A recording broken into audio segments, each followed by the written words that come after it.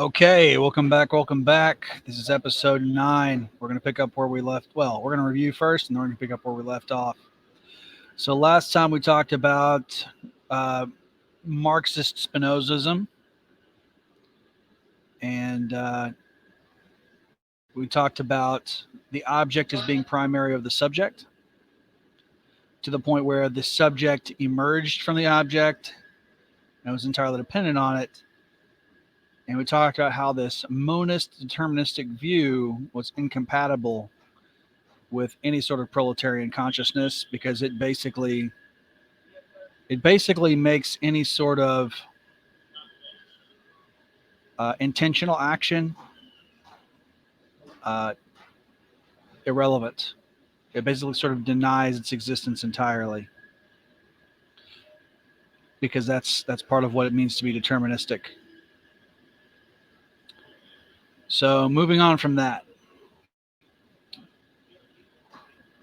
let's start with paragraph 70.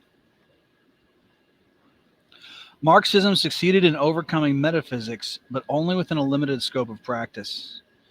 That is, namely in the investigations of Marx in Capital, the writings of Friedrich Engels, and the concrete historical experience of Marxism-Leninism. All right. So, again, what he's talking about when he's talking about metaphysics is as opposed to being, as opposed to a phenomenological analysis, as opposed to a real life analysis, right? And Marx overcame that by applying Hegel's dialectic to material reality. And so then it became a scientific analysis in the ancient form of scientia rather than a metaphysical analysis, right? And then when he talks about the concrete historical experience of Marxism-Leninism, he's going to mean specifically the East, as he says further on. Marx and Engels failed to fully transmit their theoretical genius. Lenin alone inherited it and gave it practical reality. The genius of Marxism survived as the genius of the world historical statesmen and civilizations, but its original spark of consciousness was lost. And he's going to describe later on why that is. Marxism-Leninism emerged as a type of phronesis, whose advanced outlook was established by the context of concrete historical experience of communism. Not strictly a matter of theoretical intellect, but also a type of advanced sensibility based on practical reality. Now, I had to look that word up, phronesis. Phronesis means a wisdom pertaining to the practical application of something. Actually, let me look up the definition again.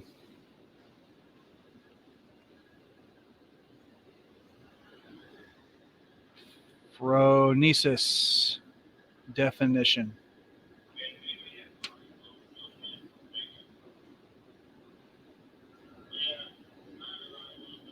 Phronesis is a type of wisdom or intelligence that is relevant to practical action, right? So I was going from memory, but it was close. It is a Greek word that means practical wisdom, prudence in government and public affairs. So if you have, for instance, someone who works on cars, and he knows a lot about working on cars, and he knows a lot of stuff that you would never find in a book, you could say that he has a lot of phronesis related to working on cars, for example, right?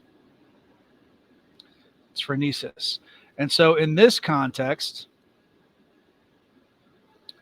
what he's saying is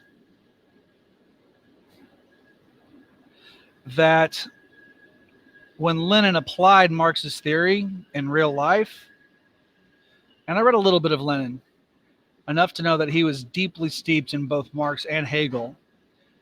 And so when he read Marx, he knew like the philosophical background of Marx as well, because he had read Hegel as well. And when Lenin attempted to apply it, he developed this kind of phronesis about how to apply Marxist principles. That wasn't just academic, right? That's what he's saying, is that it's not just theoretical, it's not just academic. He's actually developing a skill of applying it in practice. So, an advanced sensibility based on practical reality. That's how he describes it, right?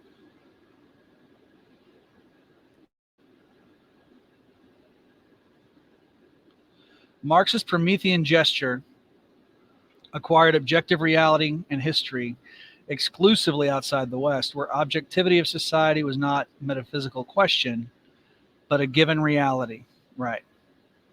And the problem of metaphysics permeated the whole of Western thinking, not just Western Marxism. We talked about this before, and I said that he would bring it up again, and here he is bringing it up. So, in other words, what he's saying is, in the East, the objectivity of society and the material reality that society was dealing with was not a metaphysical question. In other words, they took it for granted. It was a given reality. So they don't need to, people in the East who haven't undergone the Cartesian revolution, they don't feel the need to question everything. They don't feel the need to question the fact that society exists. They don't feel the need to question that they in themselves exist. They don't feel the need to question that material conditions exist. They accept the objective realities as presented to them, right? And so, from that perspective, they're able to just get started on the work. Whereas in the West, we have this obstacle of the post-Cartesian establishment that we actually have to objectively overcome or subjectively overcome before we can start dealing with objective reality in a constructive way.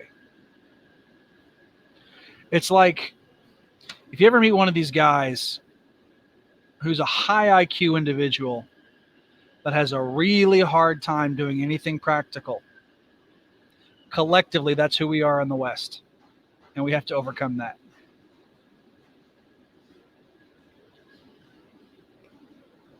For Marxism to be meaningful in the West, it cannot ignore this problem. For when it does, it always remains trapped within it anyway, inevitably regressing materialist objectivity from practical scientific socialism into scholastic Kantian or Spinozist frame.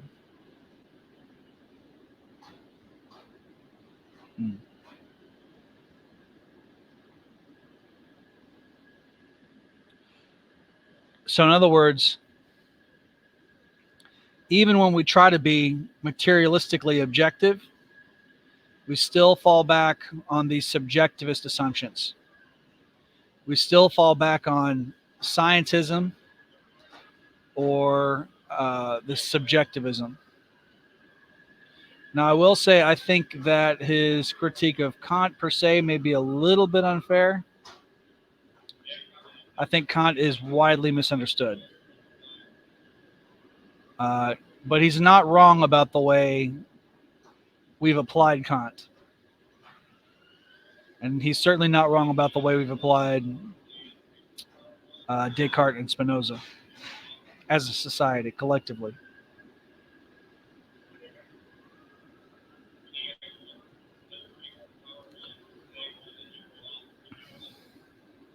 In the case of Kantianism, as in Lukács, proletarian's objectivity dissolves in the subjectivism of social dim institutions. In Spinozism, it becomes an intellectual conceit devoid of skin in the game. Revisionism, opportunism, and defeatism are the certain conclusions of both. That's true.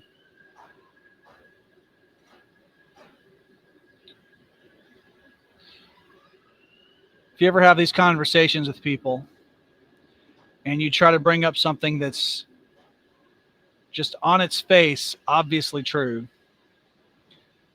and they find 25 different ways to try to bullshit you, that's what you're dealing with. You're dealing with a Spinozist, or you're dealing with a a Kantian or Cartesian.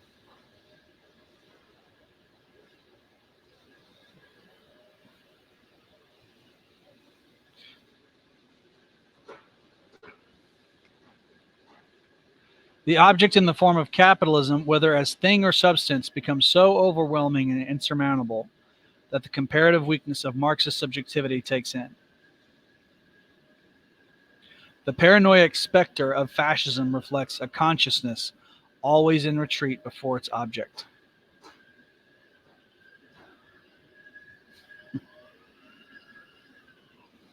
Yeah.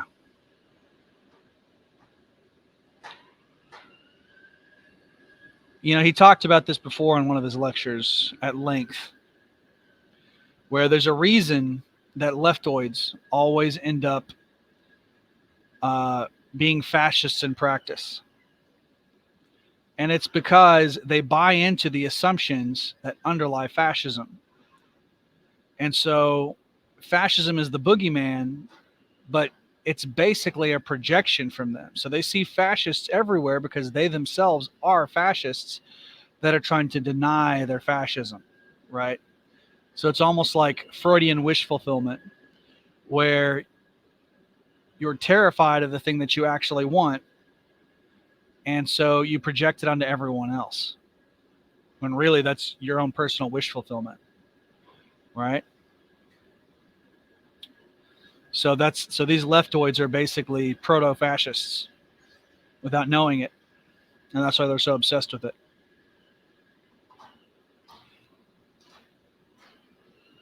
And hardly anything could have, and that's what it leads to, because as we mentioned before, this point of view sort of leads to everything having to be arbitrated by institutions. Well, what is that?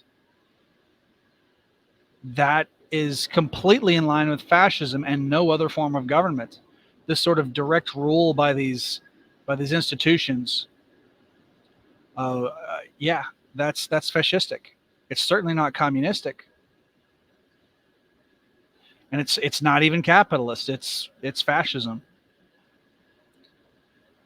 And hardly anything could affirm that paranoia more than the fact that the thinker who finally initiated the revolution that would emancipate the Western mind from bourgeois metaphysics once and for all is nearly equally infamous for their affiliation to German Nazism. And we're going to have to end it there, but the person he's talking about is this individual here, and that is Martin Heidegger. And we're going to talk a little bit about Martin Heidegger before we pick up the text next time. And that's going to be it for today. We'll see y'all next time. Probably not until Thursday. We'll see.